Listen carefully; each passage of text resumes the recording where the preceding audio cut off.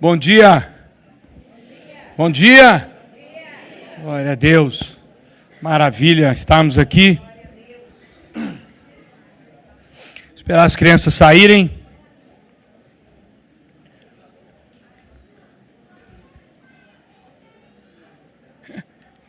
Engraçado que venta lá fora, entra pela... Tá cheio de negocinho aqui na frente aqui da árvore ali de trás.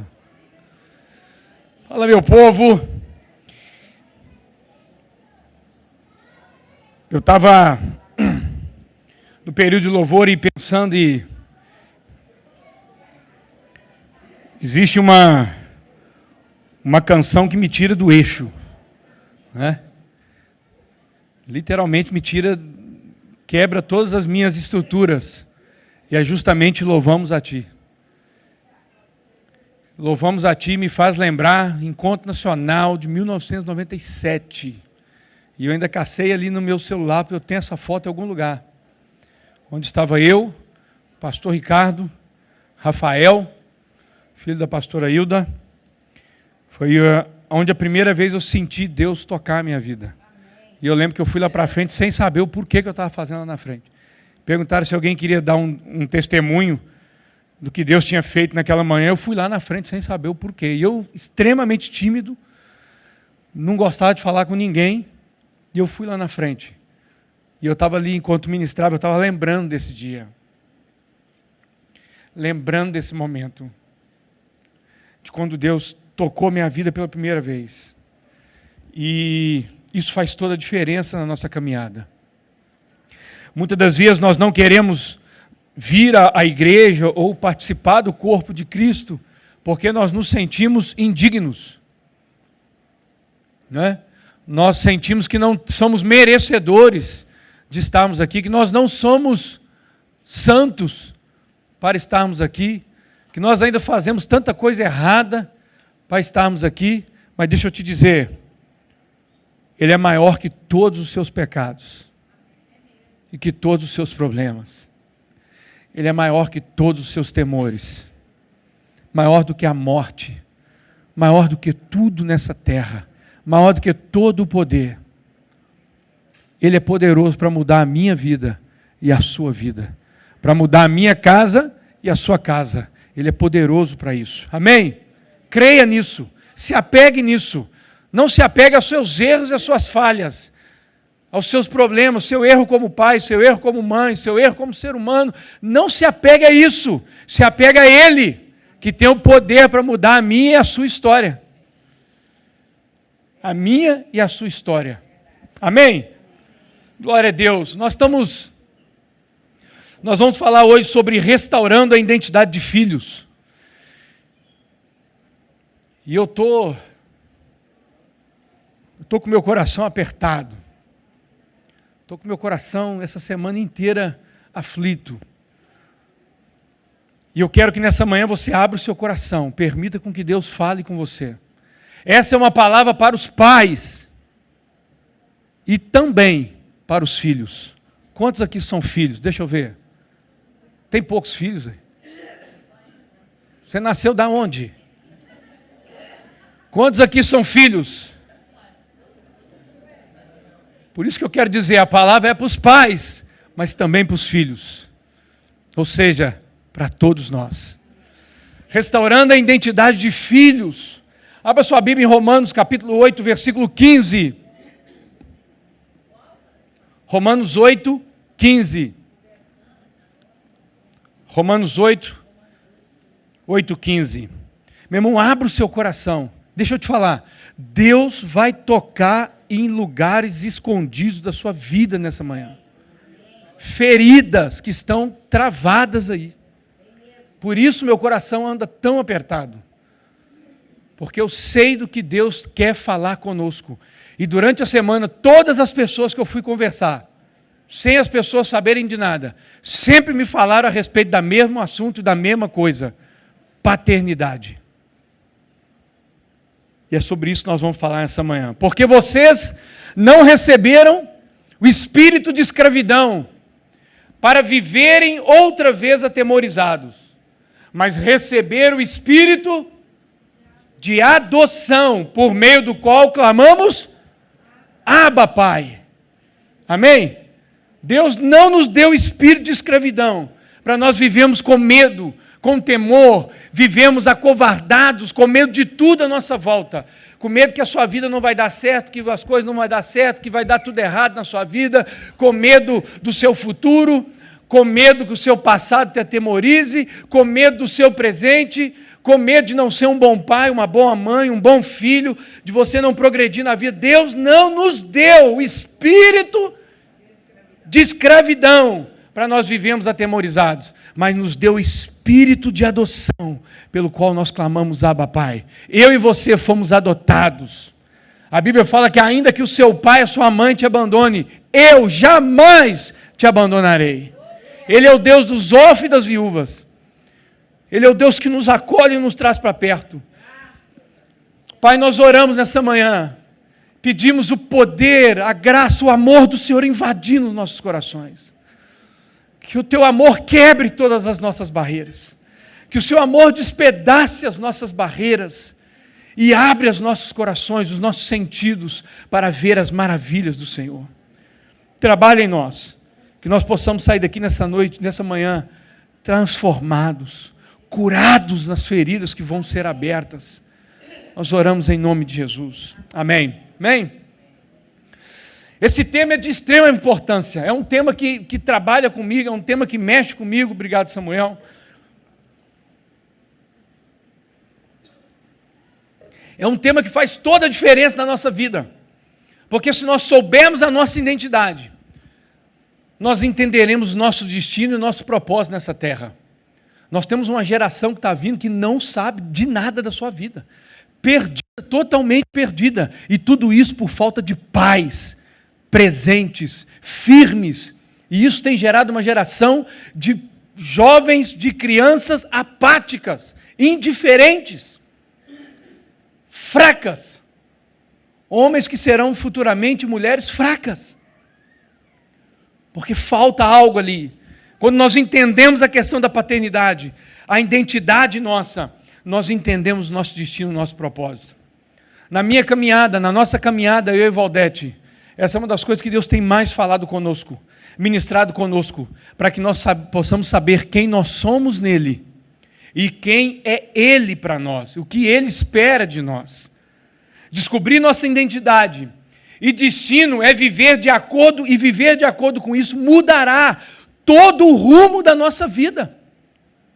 Muda, é uma chave que vira, é um start que dá. E na grande maioria das vezes nós conhecemos a Cristo, entregamos nossa vida a Cristo, batizamos, começamos nossa caminhada com o Senhor, mas isso não é tudo, porque Deus espera e quer dar a mim e a você uma identidade e um destino.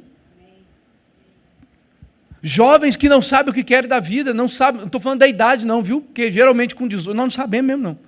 E isso é normal, faz parte da vida. Eu estou falando de muitos que já estão crescidos e não sabem ainda o que querem. Não sabem o que querem trabalhar, não sabem o que querem fazer, já terminou uma graduação. Não sabe de nada da vida. Não sabe tomar uma decisão, não sabe colocar algo para caminhar. Muitos de nós não temos a dimensão do quanto a área da paternidade influencia nossa vida, tanto nos abençoando, como também causando feridas e mágoas na nossa vida. E que a nossa relação com os nossos pais terrenos, grave isso, a minha relação com meu pai terreno, pai, homem, a minha relação com os nossos pais terrenos irão influenciar a nossa vida em todas as áreas, inclusive no nosso relacionamento com Deus. Entender isso, grave isso. A minha relação com meu pai terreno irá influenciar todas as áreas da minha vida, incluindo o meu relacionamento com Deus. Eu jamais vou me esquecer de quando essa verdade veio sobre o meu coração, sobre a minha vida, e foi uma chave que virou dentro de mim. Foi uma chave que mudou dentro de mim, entender que eu sou filho, que não importa o que eu faço ou deixo de fazer, Deus me ama, Independente disso, eu falo isso para meus filhos. Nada do que Daniel e Ana Ruth faça diminui meu amor por eles, nem aumenta, porque eu amo eles incondicionalmente. E a Bíblia fala que se eu, que sou mau, sei dar boas dádivas aos meus filhos, quanto mais vosso Pai Celeste vos dará todas as coisas. Não há nada que eu possa fazer para que Deus me ame mais, nem que eu deixe de fazer para que Deus me ame menos. Ele decidiu me amar e ponto. Não há uma vírgula. É ponto, acabou. Ele ama, incondicional, com todos os seus defeitos, com todas as suas manias, com todos os seus pecados, com todos os seus problemas, com toda a minha vida atrapalhada. Ele me ama dessa forma, mas não quer me deixar dessa maneira. Ele quer mudar a minha vida, transformar meu relacionamento. Isso veio como no meu coração, essa identidade que eu sou filho, muito mais do que um jargão evangélico. Eu sou filho de Deus, mas está sempre se sentindo condenado. Acho que Deus vai me castigar agora. Acho que Deus agora me puniu. Rapaz, eu caí, agora acabou, agora não tem jeito mais para mim não. Deus vai pegar, Deus vai me apertar, Deus vai fazer isso comigo. Não fui, como diz o pastor Irã, não fui na celebração no domingo. Segunda-feira amanheci, o que aconteceu? O carro, pneu furado. Pois é, não fui na celebração ontem. Por isso que aconteceu isso comigo. Não tem nada a ver. Nosso Deus é um Deus que nos traz para perto, que nos corrige sim, que nos chama a atenção sim, mas um Deus que nos acolhe em amor. Em amor. Quando isso veio trabalhar comigo, eu tinha 5 anos de convertido. 5 anos já vivendo dentro do corpo. Já era líder do corpo de Cristo, já era líder de louvor, já era líder de jovens. Conhecia somente de ouvir falar que Deus havia me feito filho. Era um jargão, eu tinha essa palavra na boca. Eu sou filho de Deus. Se eu perguntar para você hoje, você é filho de Deus? Claro que eu sou filho de Deus. Mas por que você é filho de Deus? O que te levou a ser filho de Deus?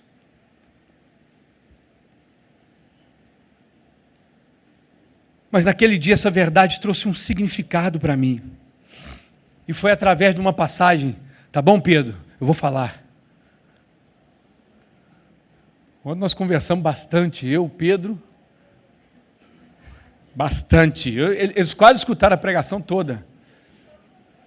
2 horas fiquei com eles. E nós falamos sobre muitos assuntos.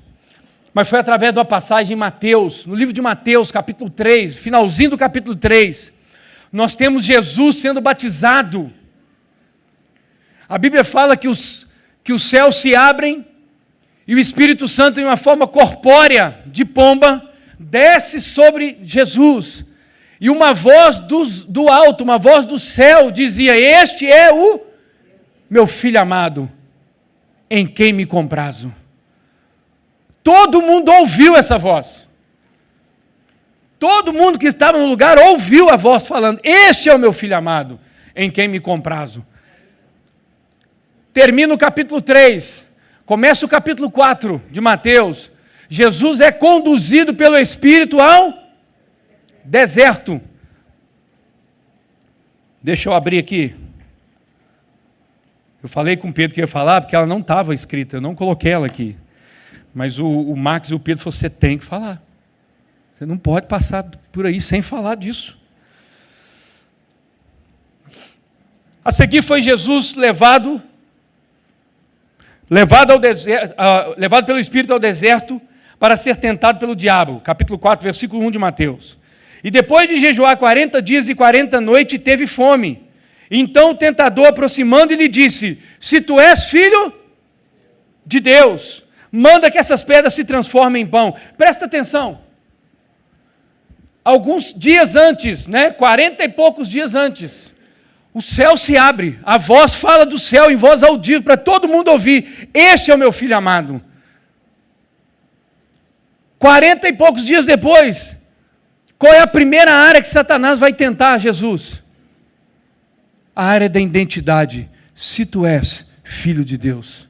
Satanás sabe que o dia que ele consegue arrancar da vida de uma criança a figura de um pai, e aqui eu não estou diminuindo a mãe, tá? Mas deixa eu falar uma coisa para as mães aqui. Não tente ocupar o lugar de um pai, porque você vai se sobrecarregar, não vai aguentar, porque Deus colocou o pai para conduzir, para direcionar. Mas e as mães que não têm, são mães solteiras, que o pai sumiu no mundo? Seja a melhor mãe que o seu filho possa ter, mas não tente ocupar o lugar do pai, porque você não vai conseguir. Porque Deus colocou cada um com seu papel muito bem definido.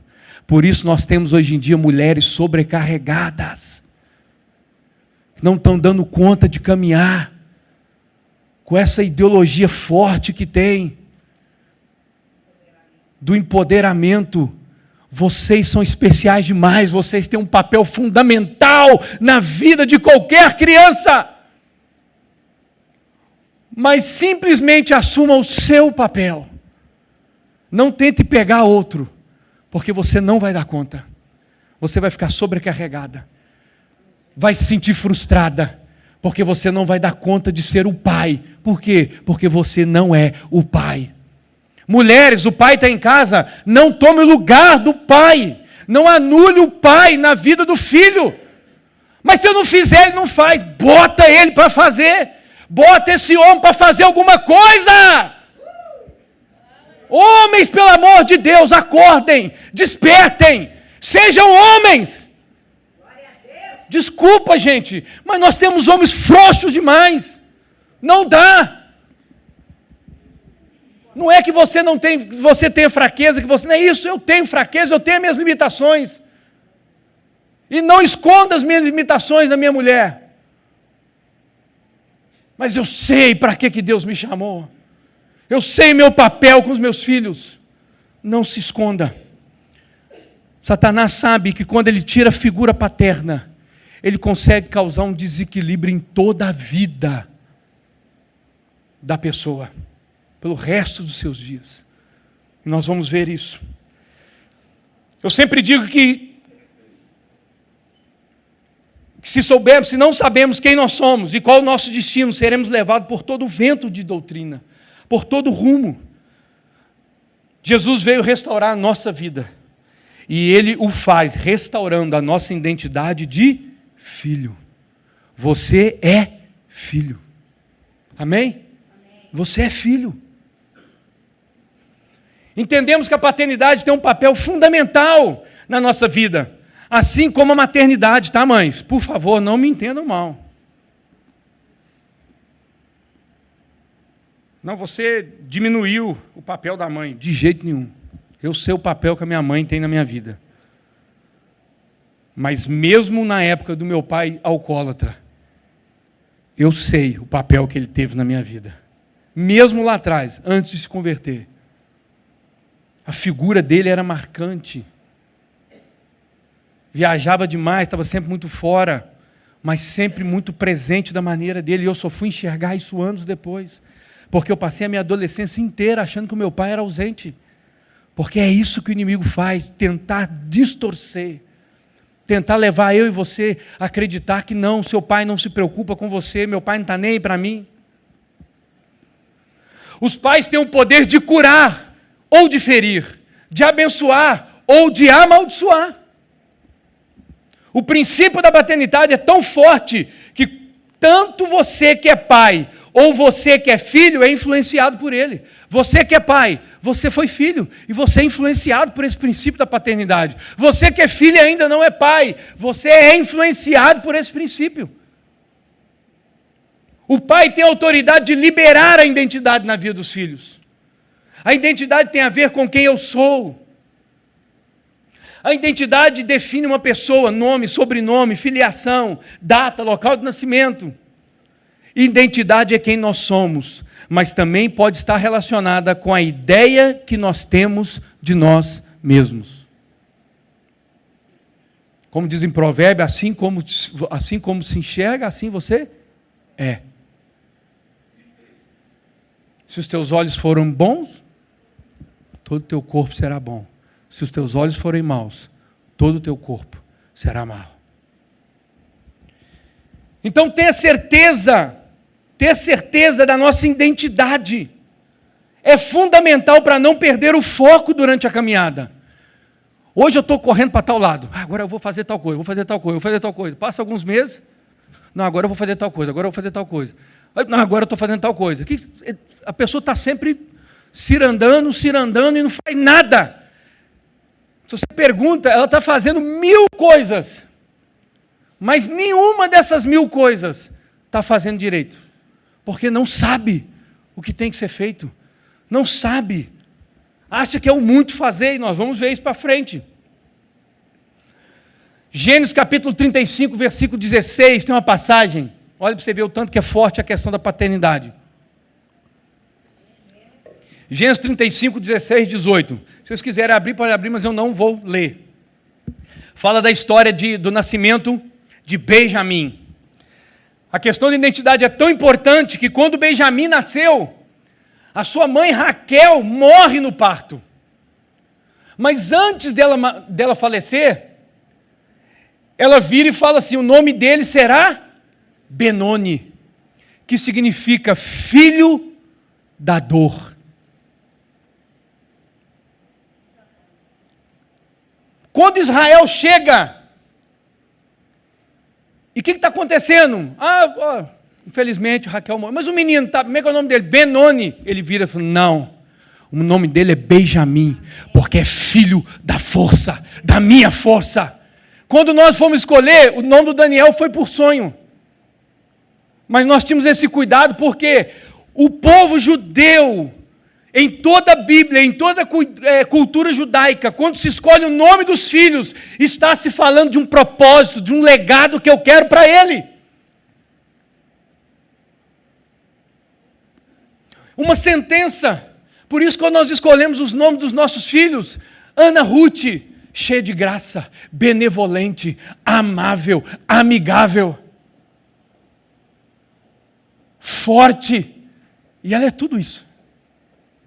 Daniel, Deus é meu juiz, príncipe de Deus, e eu sempre falei com ele, Daniel sempre foi agitado, no sentido muito para frente, eu vejo os meninos aqui na igreja, pai arrancando os cabelos, eu falei, meu irmão, disciplina, cuida. E eu sempre orei para o Daniel, falei, meu filho, que você possa usar essa força que você tem para fazer o evangelho ir afiante, para fazer coisas para o Senhor, para trabalhar, para produzir, use a sua força. Você já parou para pensar qual o significado do nome do seu filho? Nunca, pastor. Então vá lá pesquisar. E se for um nome ruim, meu irmão, ora. Ore e pede a Deus.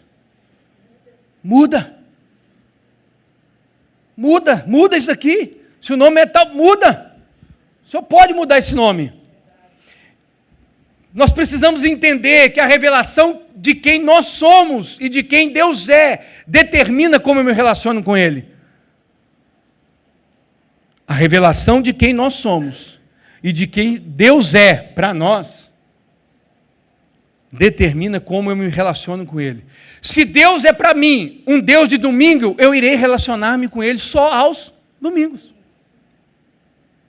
Se Deus é para mim um Deus da prosperidade, eu vou me relacionar com Ele como me relaciono com o gerente de banco da minha conta. Estou precisando de dinheiro, rapaz. Tem algum empréstimo para me dar aí? Tira essa taxa. Faz daqui, você tenta muito pegado. Não, faz, vai tentando ajustar aqui.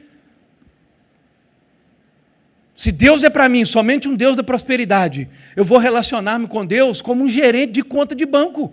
E aí, Deus? Estou aqui, ué. Dei o dízimo, você não vai fazer nada. Faz alguma coisa.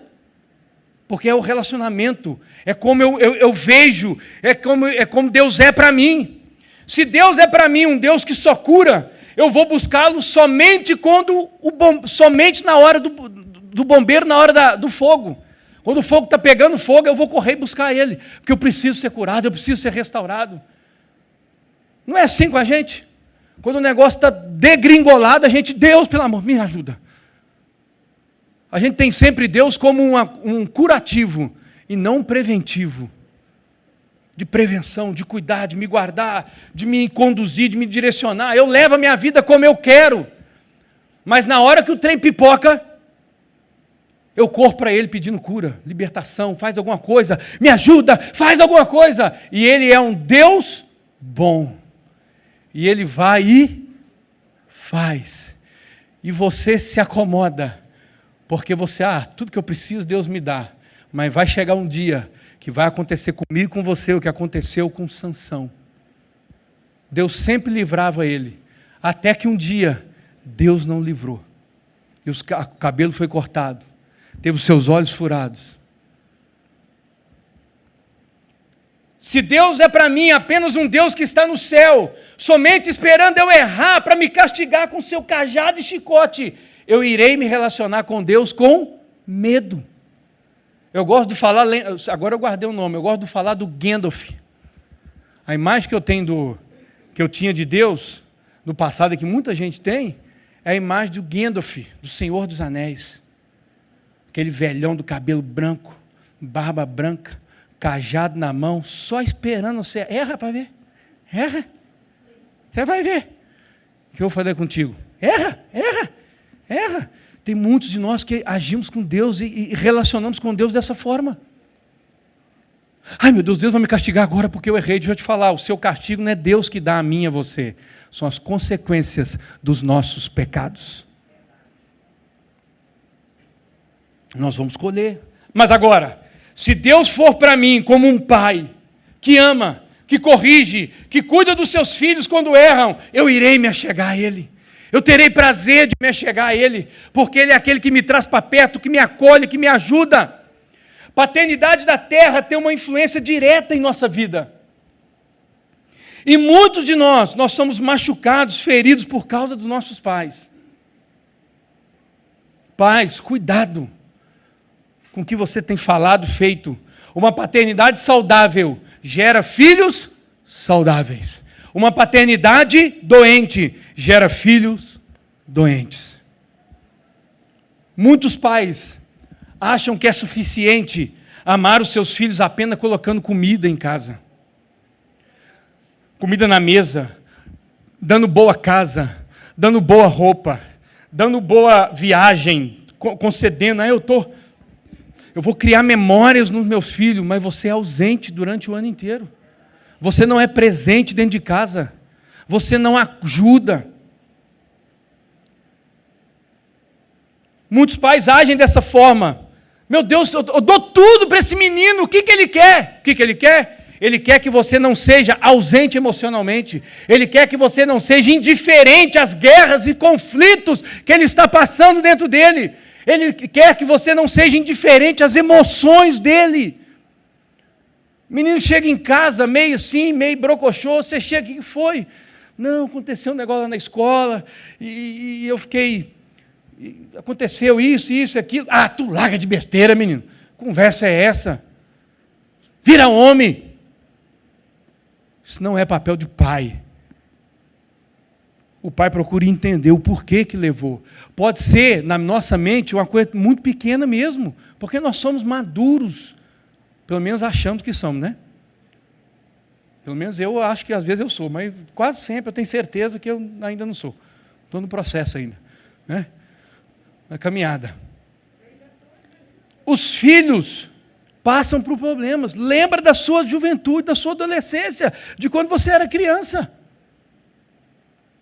Rapaz, quando fala para mim que vai levar um menino para a escola, novinho, rapaz, meu coração acelera, porque eu lembro da primeira vez que eu fui para a escola. Rapaz, que coisa terrível que foi para mim. Tudo diferente, eu era meio caladão, tudo diferente, falava uns linguajar diferente. Não fui muito bem aceito ali, porque chamaram a minha mãe e meu pai lá, porque eu tinha um linguajar diferente. E os meninos não entendiam nada que eu falava. Isso é bobiça. Eu vejo muitos pais falando, rapaz, eu sofri na minha vida aqui, apanhei feito cachorro e dei gente na vida. E como é que está o seu coração? Será que você tem que dar uma cutucada na ferida e ela abrir? Será que não vai vir pus para fora? Porque nós aprendemos a nos defender e a guardar as feridas. Quantos estão me entendendo? Amém?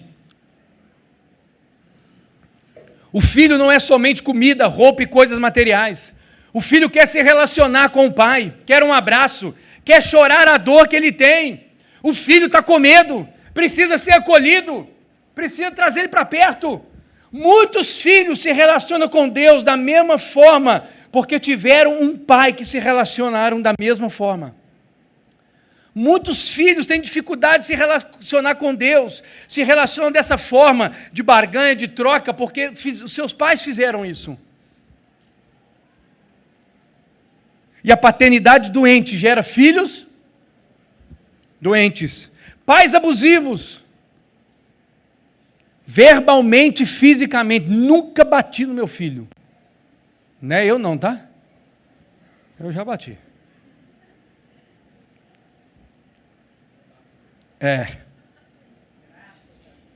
Não bato mais. Fico brabo, zangado. Dá vontade. Rapaz.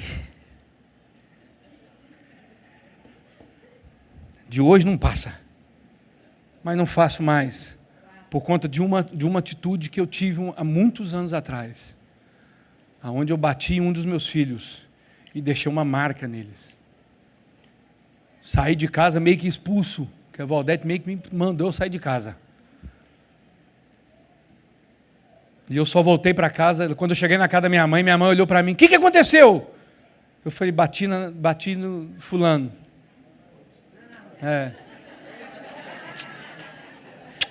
Te amo. Não.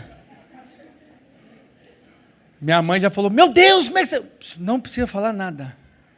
Eu já estou me sentindo o pior de todos os pais. E a vergonha para voltar para casa? Voltei para casa com muita dor e vergonha, depois de muitas horas. O Valdete nem olhou para mim.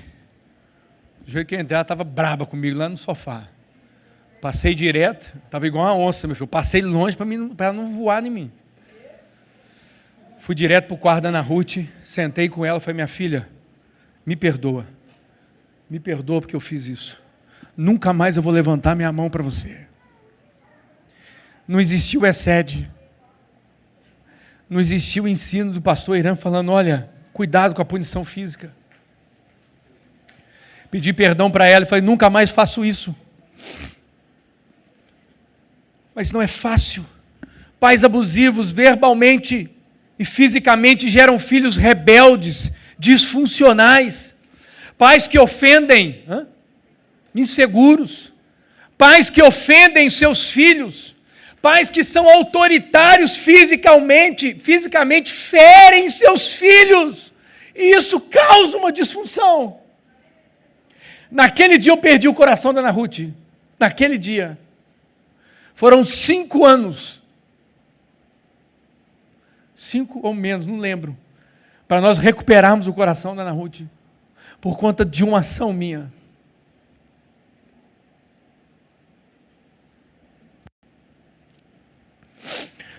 O que mais vemos são filhos que crescem com disfunções. Se tornam adultos sem identidade. Inseguros. Pais que se relacionam pelo desempenho. Geram filhos dependentes de agradar outros e a Deus pelo que fazem. Nós estamos cheios de gente dentro da igreja dessa forma. Querendo sempre mostrar que está fazendo. Mostrar para Deus que está fazendo, eu estou fazendo. Porque tem a necessidade. Porque foram pais que relacionaram com eles pelo desempenho. Quantos pais dizem aos filhos, se você tirar nota boa na escola, você vai ser meu filho. Aí sim você vai mostrar que é meu filho. Obrigado. Se você for bem nesse trabalho, aí sim você vai mostrar que é meu filho. Essas notas que você está me tirando na escola, você me envergonha. Você não vai dar nada na vida. Você não vai dar ninguém na vida.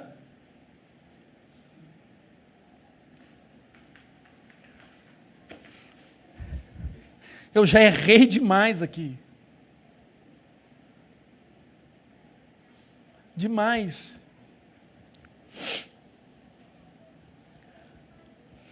Você nem parece meu filho. Precisamos entender que comparação por desempenho geram comparações frustrantes. E muitos de nós que criamos nossos filhos por desempenho, Estamos gerando filhos dependentes de agradar a outros, que crescerão e irão gerar pessoas que não sabem dizer não. Porque nunca foi permitido que o filho crescesse na sua identidade. Pais, não queira que o seu filho seja aquilo que você gostaria que ele fosse. Não queira que o seu filho seja aquilo que você não foi. Seu filho tem uma identidade, seu filho tem um propósito. Simplesmente seja aquele que o facilitador, que o conduz, que pega a flecha e joga ao alvo. Conduza o seu filho. Infelizmente, nós temos muitas pessoas que trabalham na igreja por desempenho. Nós temos igrejas onde o pastor, o líder, ele é visto pelo gráfico de desempenho. Quantos membros tem a igreja? Como é que está o dízimo da igreja? Está dízimo bom? Progride, pula de cargo. É como uma empresa. Quantas pessoas estão na igreja? Quantas pessoas estão na célula? Isso é ter um relacionamento com Deus por desempenho, e isso não é de Deus, é diabólico.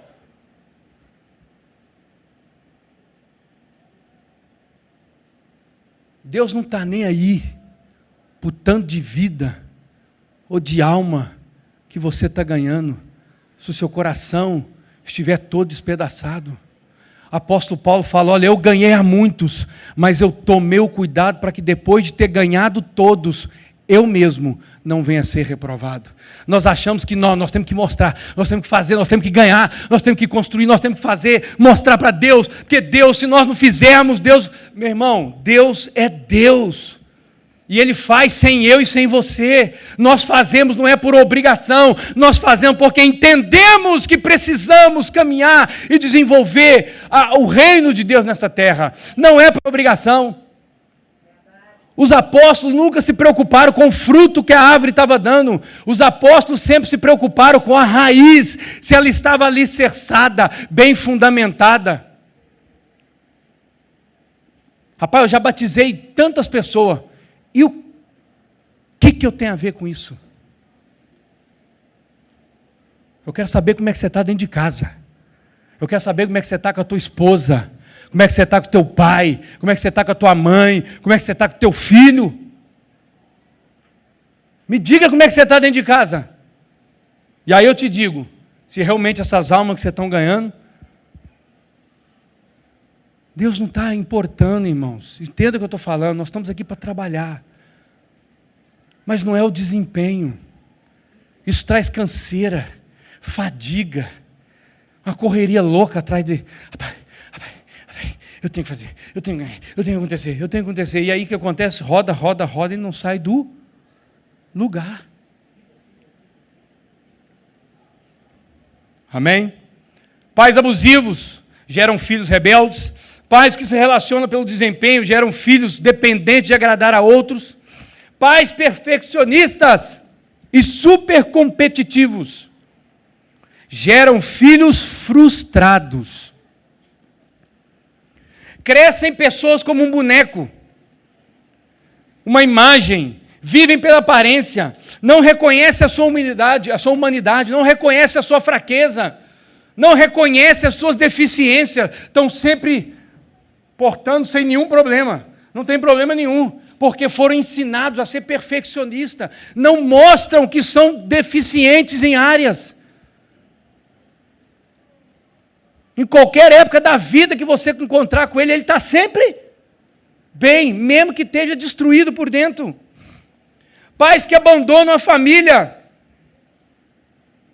geram a maioria dos ateus e pessoas inseguras e que terão dificuldade de se relacionar com Deus como um pai.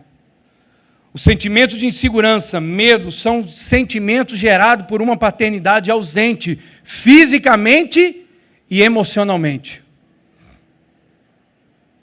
Quantos estão comigo?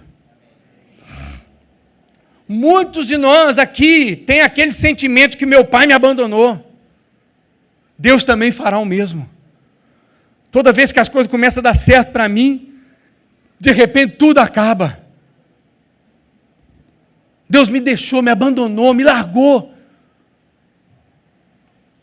Eu gosto de usar o exemplo, tem alguém de Marabá aqui? Marabá significa filha desfilhada. Porque Marabá era um porto, aonde os navios subiam, os barcos subiam, desciam pelo rio, aportavam ali, dormiam, tinham relações com as mulheres da vila ali e depois iam embora. Por isso Marabá chama-se Marabá, porque é filha desfilhada. Nós temos pais que estão presentes fisicamente, mas ausentes emocionalmente. Mas também temos pais a quais os filhos nunca conheceram. Uma paternidade saudável é sustentada por 3 pilares. Vocês estão comigo aí? Amém? Pais abusivos geram filhos rebeldes disfuncionais. Pais que se relacionam pelo desempenho geram filhos dependentes de agradar a outros. Pais que são perfeccionistas ou super competitivos geram filho frustrado. Quanto é que você tirou na nota? 8,5. Mas, pelo amor de Deus, você tem que ser o melhor dessa sala. Você tem que tirar a nota melhor. Quando eu estudava, eu nunca tirava menos do que...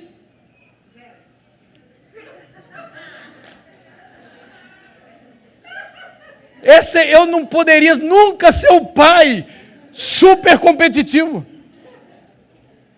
Porque minhas notas sempre foram um caos. Meu exemplo é o contrário. Eu falei, meu filho, não faça o que eu fiz na escola. Seja diferente. Estude, se dedique. Mas pais competitivos, você tem que ser o melhor, você tem que fazer o melhor. Mas às vezes o filho não quer se esforçar para tirar. Eu conheci um irmão muito inteligente, mas ele fazia assim, moço, eu trabalho para tirar a média. Eu tirando 7, eu estou feliz da vida, passei de ano, acabou. Mas que isso, Juan? Que isso, Juan? Moço, para que eu vou ficar me estressando? Vou deixar para me gastar minha energia quando eu for trabalhar. Eu tiver força, tiver ânimo mesmo. Aqui eu vou no limite. Eu estudo, tal, mas eu vou no limite aqui. Eu sou...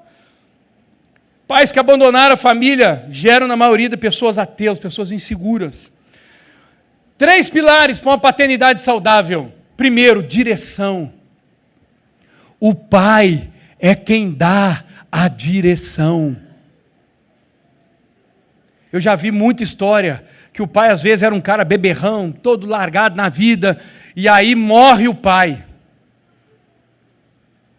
Aí você pensa assim, rapaz, graças a Deus, morreu o pai, né? Porque agora a família vai ficar bem. A família faz assim, ó. Mas como? Ele era todo atrapalhado. Mas ele foi o homem que Deus colocou sobre aquele lar. A direção é prerrogativa do pai. Até a maneira do pai pegar o filho é diferente da mãe. A mãe pega o filho e traz o filho para junto do peito, da mama. O pai faz o quê? Vira o menino para frente, bota no cangote, vira de cabeça para baixo, joga para cima, e a mãe, ai meu Deus, e o menino acha o máximo. O Daniel achava maravilhoso quando eu pegava ele de cabeça para baixo, sacudia assim, ó. Hã? Não? O pai mostra, o pai está mostrando, dá a direção, aponta. É do pai o levantar, é do pai colocar a direção, é do pai gerar autoestima, é do pai gerar propósito. Então quer dizer que se o menino não tiver pai, só tiver a mãe, não vai ter nada disso? Não, porque Deus é um Deus de milagres, de misericórdia, um Deus dos órfãos, Deus que acolhe, e ainda que o seu pai e a sua mãe te abandonam, eu não te abandonarei. Por isso eu estou falando para você, mãe, que é solteira, alguma coisa, seja mãe, porque Deus vai fazer a obra. Somos nós, pais, que geramos autoestima no filho. Nossos filhos precisam ter a nossa admiração, o nosso respeito, a nossa atenção. Já parou para pensar quantas vezes nós estamos em casa, na frente da televisão, do jornal, do computador, dos jogos, Quando os nossos filhos tentam chamar a nossa atenção e nós falamos o quê? Peraí, menino, peraí. Está vendo que eu estou ocupado aqui, não? Qual a sua ocupação? Jogar, ver televisão? Assistir jornal?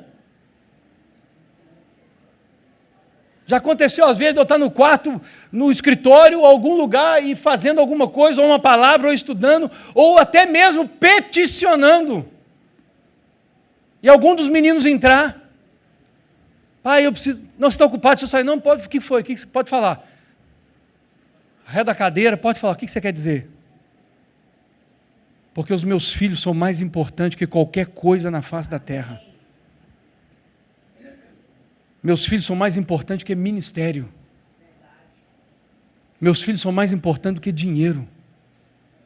Meus filhos, para mim, são um bem mais valioso que eu tenho na minha vida. E eu sei que você também é. Eu sei que você também tem isso. Não tem aquela coisa assim, eu mato e morro pelo meu filho. É ou não é, Antônio? Eu sou assim, meu irmão. Rapaz, se necessário, eu não sei que eu sou capaz para proteger minha prole. Entra na frente, sai no pescoção, se necessário for, Deus me livre. Eu até brinco, não é à toa que eu já faço jiu-jitsu. É para sair, não é não. Não é não, viu gente? Tem nada a ver, não faço por causa disso não. Faço porque eu gosto.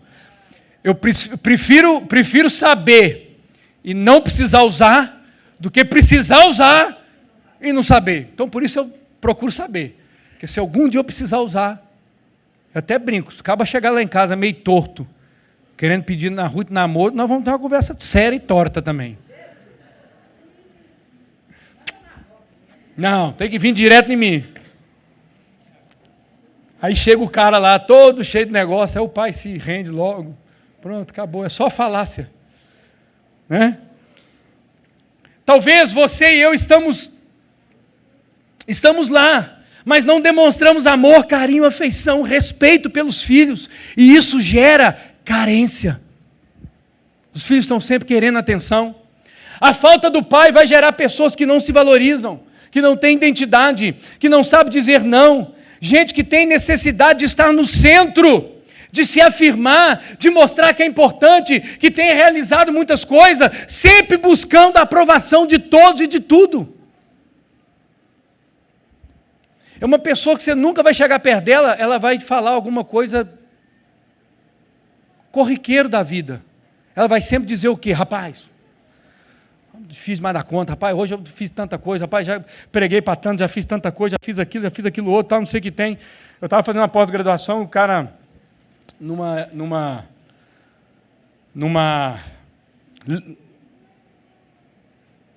dos temas lá, o cara falando que essa conversa aqui, todo mundo, se eu perguntar para todo mundo aqui, todo mundo está ocupado. Ah, estou ocupado demais. Sabe por quê? Muitas das vezes nós nem estamos ocupados demais, mas nós temos a necessidade de falar que estamos ocupados demais, porque o mundo nos cobra isso. Porque se eu falar, cara, não fiz nada hoje, fiquei em casa tranquilo, li alguma coisa, li algum processo ali, não fiz nada. Meu Deus, mas nada? Rapaz, esse cara não trabalha. A gente acha que as pessoas, o problema das pessoas, se elas vão achar que eu sou vagabundo ou não. O que você fez hoje? Rapaz, hoje está corrido.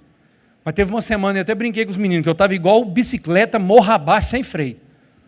Rapaz, eu não tinha tempo, mas rapaz, o trem estava de um jeito que eu queria parar e não dava conta. Eu estava sem chinelo para meter o pé no freio, para meter o pé no pneu, né?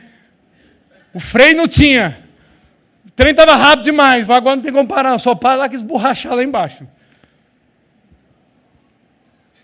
Quando um pai amaldiçoa o filho anda com rótulos, com palavras que não saem da sua cabeça, que nos norteiam e que muitas das vezes nos definem. Você é burro, você não vai dar nada na vida, você não é importante, tudo que você começa, você não termina. Tudo que você faz, só faz coisa errada. Você não faz nada certo. Quem aqui já errou assim, como pai? Deixa eu ver. Só eu e Lucas, pastor Fé, só nós. Todos nós já erramos. Todos nós cometemos esse erro. A falta do pai gera pessoas sem propósito de vida, que não tem paternidade, não tem direção, não consegue se definir profissionalmente. Cada hora ele está num canto. Quantas pessoas estão na igreja, mas não sabem o que tem que fazer? Falta identidade. Falta identidade. Direção é o primeiro pilar. Segundo pilar, limite. O pai estabelece a fronteira. O pai dá o limite.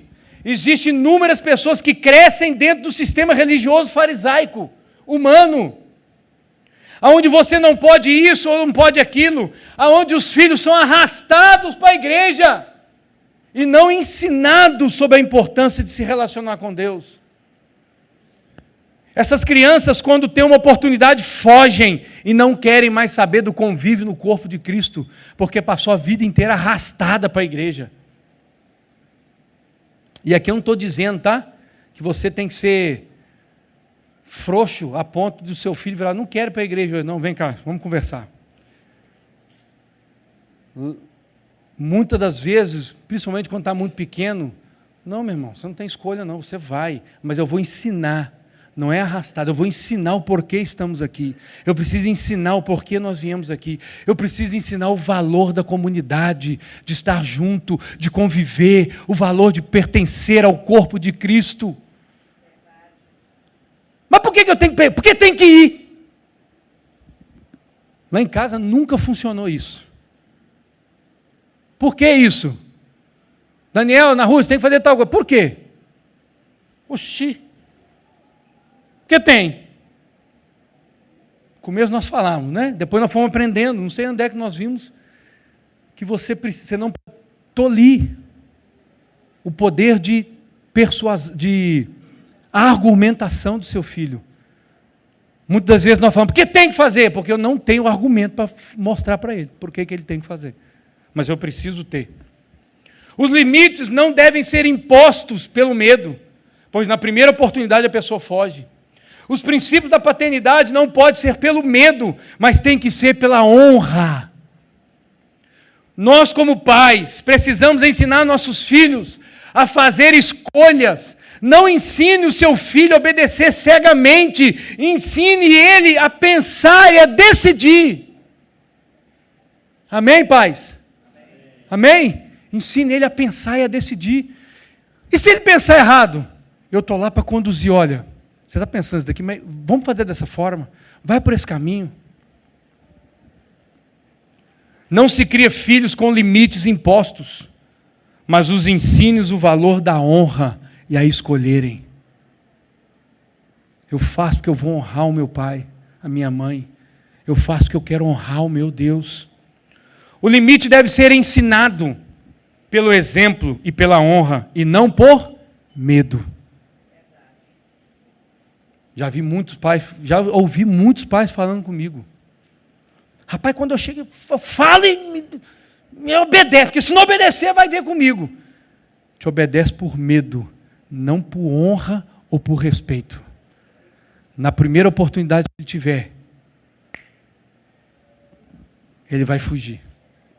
E talvez nunca mais voltar.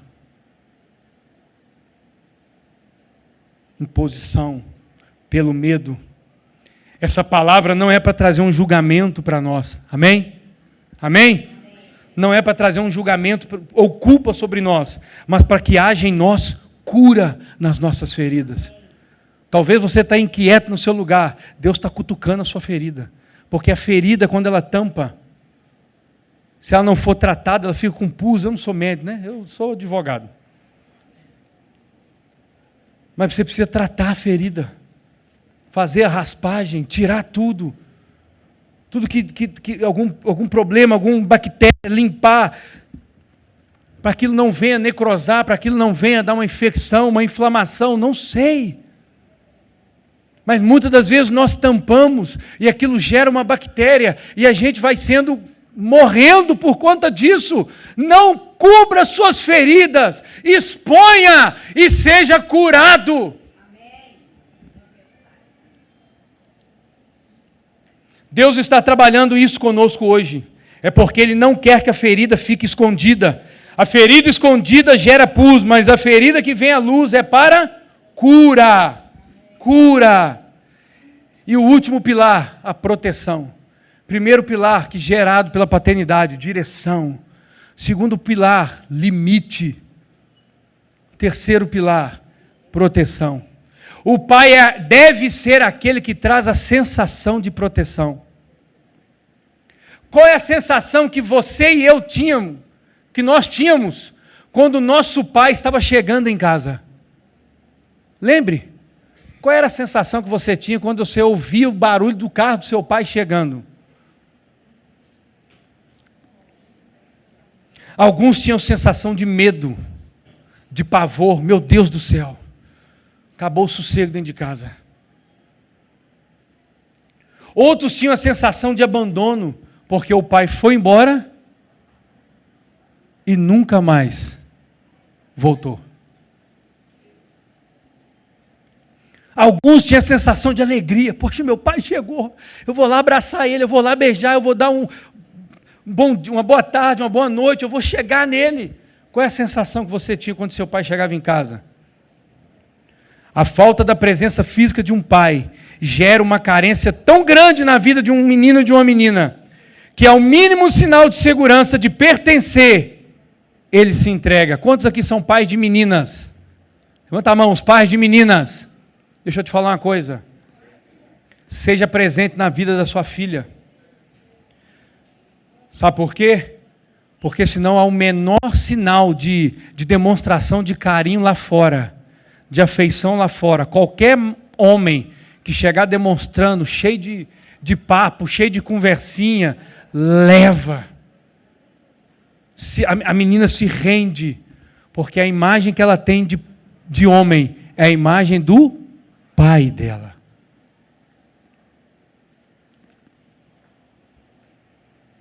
Por isso muitos buscam suprir essas carências em bebidas, droga, prostituição, trabalho sem limite e até mesmo ativismo religioso.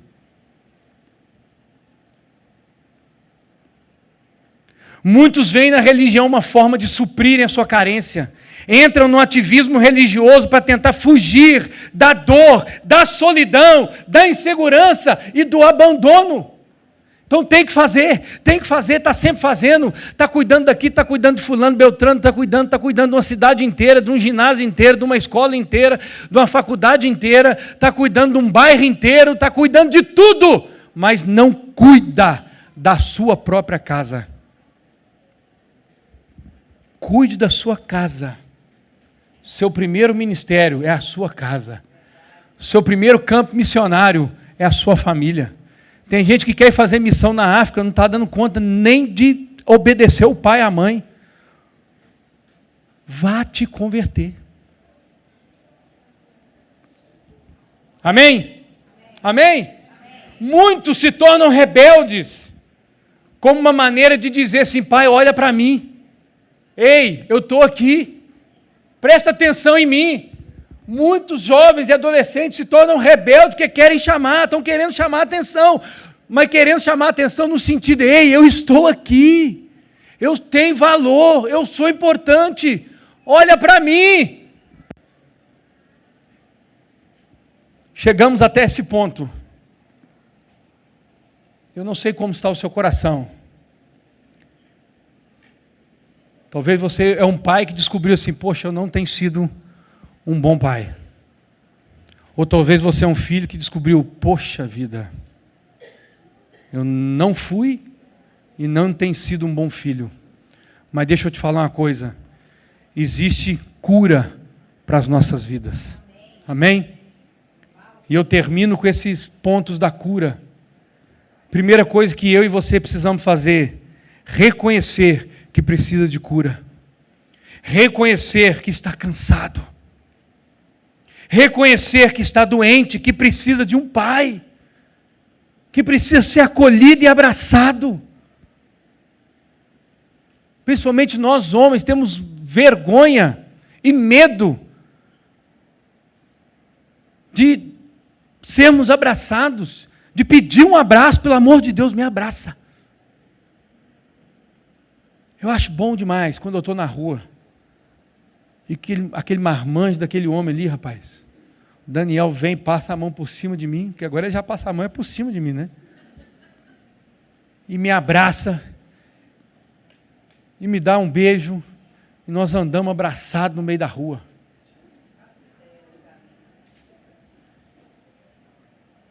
Se os outros estiverem olhando, falam, rapaz, vai lá, um homem velho daquele, rapaz, um menino novo daquele, é porque não conheceu o amor de um pai e filho. Eu fui na escola um dia, eu falo aqui para alegria. Resolvi alguma coisa na escola, eu estava indo embora, uma muvuca de jovens. Quantas pessoas tem na escola? 1.200 pessoas. Eles estavam na hora do intervalo. E eu vim passando, né, olhando para frente, olhando aquela quantidade de jovem. No meio do nada, o Daniel dá um grito. Ei, pai! Eu olhei assim, ele veio e me abraçou. No meio de 1.200 pessoas. Eu posso ter errado em muitas coisas. Mas eu acho que nisso eu acertei. A ensinar eles a demonstrar amor e honra aos seus pais. Porque muitas das vezes o jovem tem vergonha, né? Eu já fui jovem. Aí tem muito pai que vira e fala assim, para que você tem vergonha de mim? Tu teve vergonha do teu pai. Então, não fique brabo. Ensine ele a não ter vergonha, a ter prazer. Reconhecer que não perdoou o seu pai, reconhecer que não tem sido um bom pai, reconhecer que não tem sido um bom filho. Primeiro passo para a cura, reconheça. Segundo passo, entenda e perdoa o seu pai. Entenda e perdoe o seu pai. Ele não podia dar aquilo que não teve. Eu sei como é que foi a criação do meu pai. Dona Dorinha, braba. Minha avó você tinha medo, minha avó só de se olhar para ela, tu já corria dela. Cara fechada. Fala firme, Luciano sabe como é que é. Rapaz do céu, pisava fora da linha. Um dia eu cheguei em casa, 7 horas da manhã, ela estava saindo para a missa. Rapaz, eu entrei pelo fundo do casarão, para mim não pegar ela pela frente. Rapaz, ela saiu pelo fundo, eu dei de cara com ela.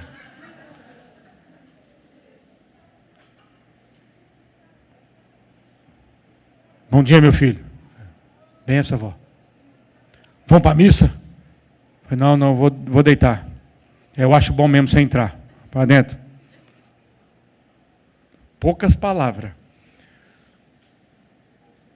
Então eu sei como meu pai foi criado.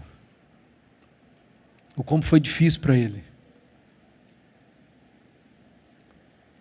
Seu pai não podia dar o que não tinha. Libere seu pai, seja livre. A falta de perdão impede você de prosseguir.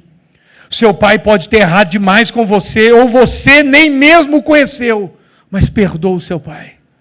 Hoje é dia de você perdoar o seu pai. Reconhecer que você precisa de cura. Terceiro passo, peça perdão.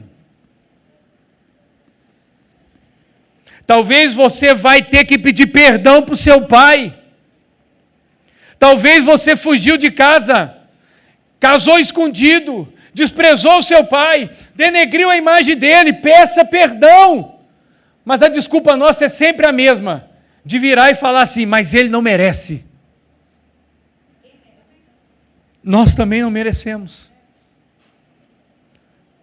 Você desonrou seu pai, quebrou todos os limites, peça perdão e reconheça a sua rebelião.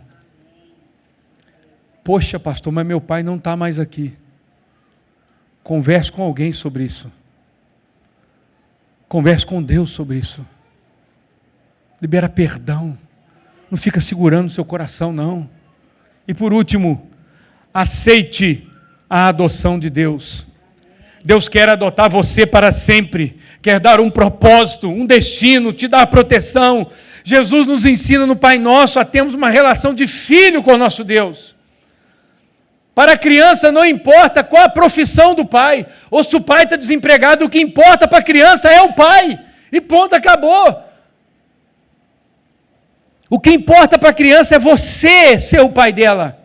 Ouse a chamar Deus de pai. Permita que Ele seja a sua segurança, que lhe dê destino. Chega de lutar e achar que Deus jamais o perdoou ou perdoará você. Fique de pé no seu lugar. Reconheça, entenda e perdoe o seu pai. Eu quero que o pessoal do louvor venha aqui para a gente...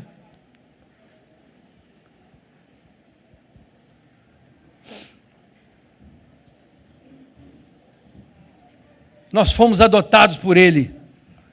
E ainda que seu pai terreno te abandonou, falhou ou decepcionou com você, Jesus, nosso Pai, Deus, Ele é o nosso Pai eterno e nunca vai abandonar a mim e a você.